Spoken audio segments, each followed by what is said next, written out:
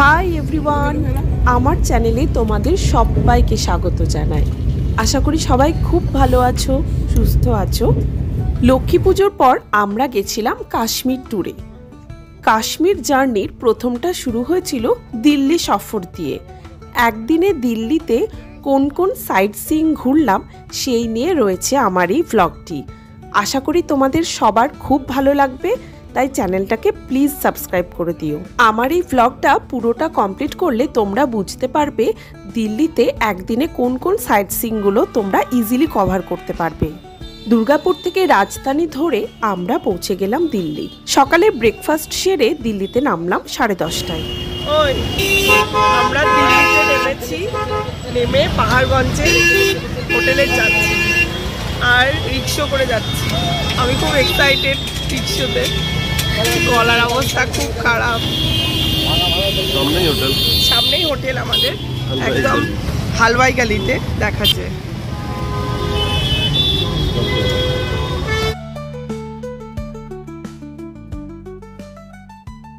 হোটেলে পৌঁছে স্নান আর লাঞ্চ কমপ্লিট করে আমরা বেরিয়ে পড়লাম দিল্লির সাইট সিইং করতে। আজ সারাদিন দিল্লি ঘোরার জন্য আমরা বুক করেছিলাম একটা ওয়াগনার, যেটার ভাড়া নিয়েছিল 2000 টাকা। আমাদের রাজধানী শহর দিল্লির কথা বললে প্রথমেই মাথায় আসে পলিউশন।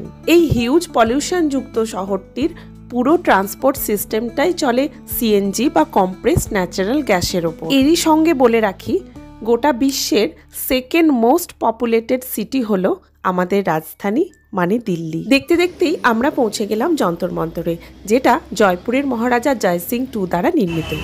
আমরা এন্ট্রি করে গেছি যন্তর মন্তরের মধ্যে।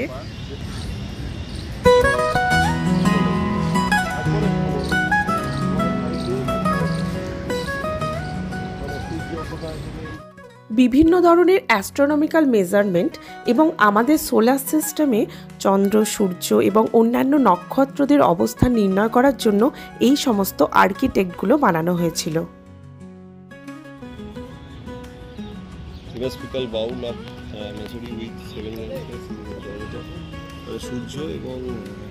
ভীষণ সুন্দরভাবে সাজানো গোছানো এই যন্তর মন্তরটি দিল্লি সাইট সিইং এর একটা গুরুত্বপূর্ণ অংশ।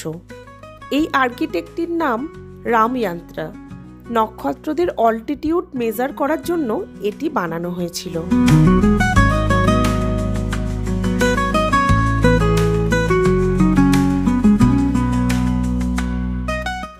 যন্তর মন্তর থেকে বেরিয়ে আমরা চললাম আমাদের পরবর্তী লোকেশন বিড়লা মন্দিরের উদ্দেশ্যে। এই গুরুদ্বারাটির নাম হলো বাবা সাহেব বাংলা।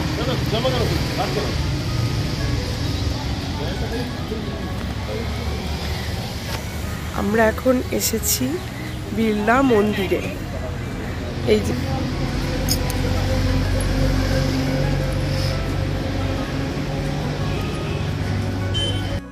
এই মন্দিরের মূল আরাধ্য হলেন শ্রী বিষ্ণু এবং মা লক্ষ্মী। মন্দিরের মধ্যে ফোন সম্পূর্ণ নিষিদ্ধ।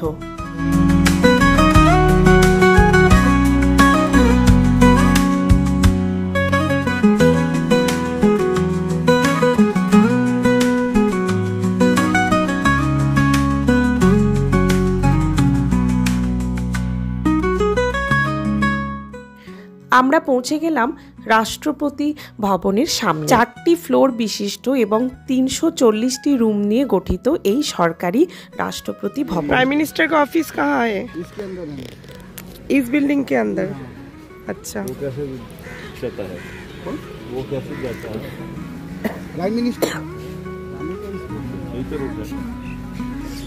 देखना है तो बोलो, ऊपर से दिखा दो।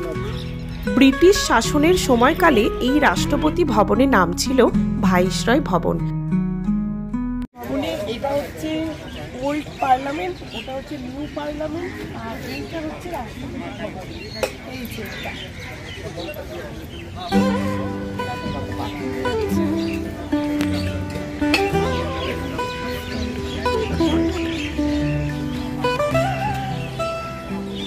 রাষ্ট্রপতি ভবন।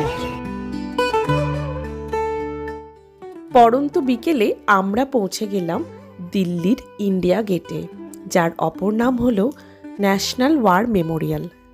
ইন্ডিয়া গেটের চত্বরে পৌঁছেই দেখি বহু মানুষের সমাগম, কোলাহল, ভীষণ সুন্দর একটা পরিবেশ। সবাই তাদের ফ্যামিলি নিয়ে এসেছে, বিকেলে সময় কাটাচ্ছে। খুব ভালো লাগলো আমাদেরও।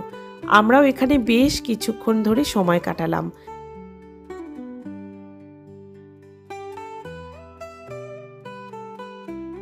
আমরা এখন চলে এসেছি কোথায়? ইন্ডিয়া গেটে।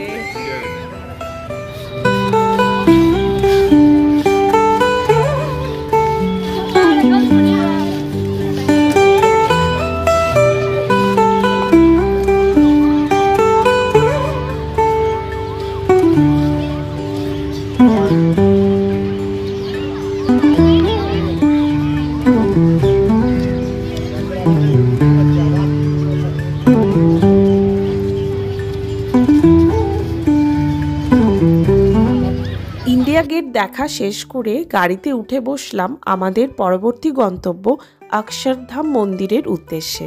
আমরা চলে এসেছি অক্ষরধাম বলে একটা মন্দিরে দিল্লিতে।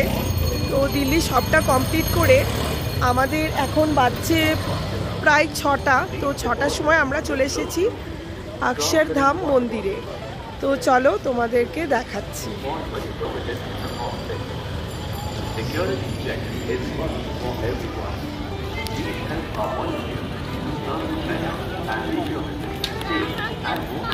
এই যে আমাদের গাড়ি,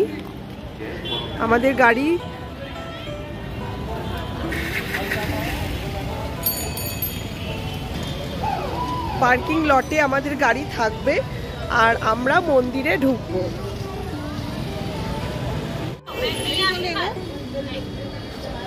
এই যে প্রত্যেকের প্রপার সিকিউরিটি চেকিং এর পর মন্দিরে প্রবেশ করা যায়। ফোন এবং অন্যান্য ইলেকট্রনিক্স ডিভাইস একদম স্ট্রিক্টলি প্রহিবিটেড। মন্দিরের মেন গেট আর মূল গর্ভগৃহ কিন্তু অনেকটা ডিস্টেন্স। ভেতরে অনেক লাইন এবং অনেক সিকিউরিটি চেকিং প্রসেসের পরই কিন্তু মূল গর্ভগৃহে প্রবেশ করতে দেয়। এর জন্য এই মন্দিরে আসতে হলে 3 থেকে 4 ঘন্টা কিন্তু হাতে সময় রাখতেই হবে। সেটা হচ্ছে কোনো রকম ইলেকট্রনিক্স ডিভাইস, ক্যামেরা, ব্যাগ কিছুই নিয়ে যাওয়া যাবে না। তো মোবাইলটা আমি নিয়ে যেতে পারছি না। তো এই মন্দিরটা মাস্ট ভিজিটেড প্লেস। তোমরা দিল্লি বেড়াতে আসলে এই মন্দিরটা অবশ্যই দেখবে। আমরা জাস্ট এই অক্ষরধাম মন্দিরটা দেখে বেরোলাম। তো এইটা এত সুন্দর একটা লেজার লাইট দেখলাম, কি বলবো, অসাধারণ, মন ভরে গেল। আজকের দিনের বেস্ট ভিউ হচ্ছে এই অক্ষরধাম মন্দির। সো তোমরা যারা যারা আসবে এইটা অবশ্যই ভিজিট করবে দিল্লি বেড়াতে এলে। আমরা বুক করেছিলাম সন্ধে 6:30টার লেজার লাইট শোটা। অপূর্ব সুন্দর লেজার লাইট শোটা দেখে জাস্ট মনটা মুগ্ধ হয়ে গেছিল। মন্দিরের ভেতরের ক্যান্টিনে খাওয়া দাওয়া সেরে বেরোতে আমাদের হয়ে গেল রাত 9টা। এবার গন্তব্য হোটেলের দিকে। স্টেশনের কাছে পাহাড়গঞ্জে হোটেল বুক করলে তোমরা দিল্লির সাইট সিইংগুলো ইজিলি অ্যাক্সেস করতে পারবে। আমরা চলে এসেছি পাহাড়গঞ্জের হালওয়াই গলিতে। তো এখানে রয়েছে আমাদের হোটেল। আর পরের দিন আমরা বাকি যে স্পটগুলো রয়েছে সেগুলো কভার করব।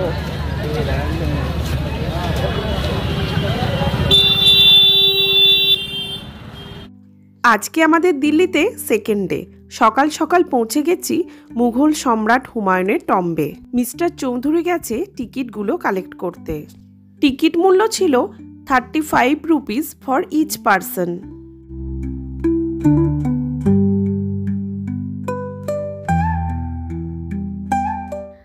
জিজ্ঞেস করতে জানলাম দিল্লি সরকারি গার্লস হাই স্কুলের মেয়েরা আজকে হিস্ট্রি প্রজেক্টের জন্য এই হুমায়ুন টম্বে এসেছে।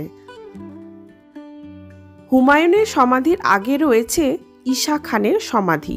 ইনি হচ্ছেন শের শাহের রাজসভার একজন আফগান অভিজাত পুরুষ। সোজা রাস্তাটা ধরে আমরা চলেছি হুমায়ুনের মূল সমাধির উদ্দেশ্যে।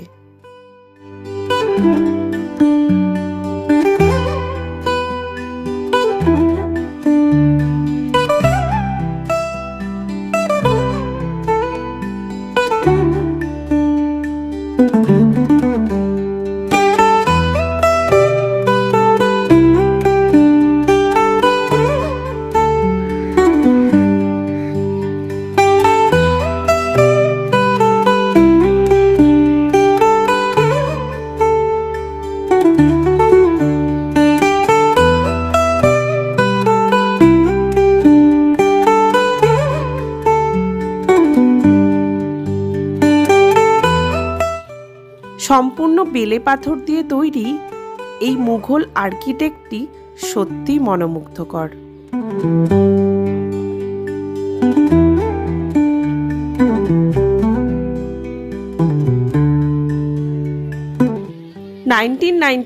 তে এটি ইউনেস্কো দ্বারা ওয়ার্ল্ড হেরিটেজ সাইট হিসেবে মর্যাদা পায়। আজকেই দুপুর 3টে নাগাদ রয়েছে আমাদের ট্রেন। নিউ দিল্লি স্টেশন থেকে বন্দে ভারত ধরে আমরা পৌঁছাবো কাটরা। নিউ দিল্লিতে পাহাড়গঞ্জের হালওয়াই গলিতে আমরা স্টে করেছিলাম এই হোটেলটিতে। হোটেলটির নাম দিল্লি গেস্ট হাউস। ভীষণ সুন্দর, পরিষ্কার পরিচ্ছন্ন। হোটেলটি বেশ ভালো লেগেছে। রয়েছে লিফটেরও সুবিধা। তোমরা দিল্লিতে স্টে করলে এই হোটেলটা ইজিলি বুক করে নিতে পারো। আমরা দিল্লিতে নেমেই এটা বুক করেছি। অ্যাড্রেস, ফোন নাম্বার রইল তোমাদের জন্য। এই হোটেলটা বুক করলে তোমরা যে কোনো সাইট সিইং বা স্টেশন ইজিলি অ্যাক্সেস করতে পারবে। সামনে মেন রাস্তার উপরেই তোমরা পেয়ে যাবে ওলা, উবের বা যে কোনো রেন্টেড কার।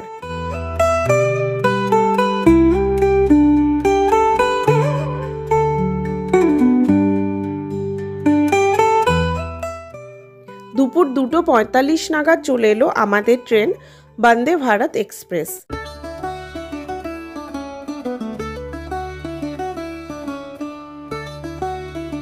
আমরা উঠে পড়েছি এখন বন্দে ভারত এক্সপ্রেসে। তো এটা হচ্ছে নিউ দিল্লি কাটরা বন্দে ভারত এক্সপ্রেস। এটাতে করে আমরা কাটরা পৌঁছাবো রাত্রি 11:30টায়। তো দিল্লি থেকে এটা ডিপার্ট করে ওই 3টে নাগাদ। তো আমরা রাত্রিবেলায় কাটরা পৌঁছাবো আর ফাইনালি আমাদের কাশ্মীরের ট্যুর শুরু হয়ে যাবে। তো দিল্লির এই ব্লগটা তোমাদের কেমন লাগছে অবশ্যই জানিও, আর চ্যানেলটাকে সাবস্ক্রাইব করতে একদম ভুলো না। Are you excited? খুবই এক্সাইটেড। আমিও ভীষণ এক্সাইটেড কাশ্মীর দেখার জন্য। Much awaited trip. একদম খুবই অনেক মানে আগের বছর ধরেই আমরা খুব প্ল্যান করছিলাম হিমাচল না কাশ্মীর। তো ফাইনালি কাশ্মীর ট্রিপ হয়ে গেল। হ্যাঁ, দিল্লি ট্রিপটা হয়ে গেল, এবার কাশ্মীর ট্রিপ। তো দেখতে থাকো। টাটা। পৌঁছে গেছি বৈষ্ণোদেবী কাটরাতে, আর এই হলো আমাদের ট্রেন। Very much excited. আর আমাদের ট্যুর এজেন্ট আমাদেরকে পিক আপ করবে এখানে স্টেশনের বাইরে, আর আমরা এখান থেকে চলে যাব হোটেলে। তারপর রেস্ট নিয়ে পরের দিন সকালবেলায় আমরা বেরোবো পেহেলগামের উদ্দেশ্যে। So stay tuned for next video.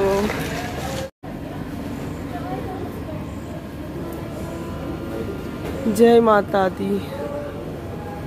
আমরা পৌঁছে গেছি কাটরাতে, আর কাটরাতে আমাদের ট্যুর এজেন্টদের সাথে আমাদের যাত্রা শুরু।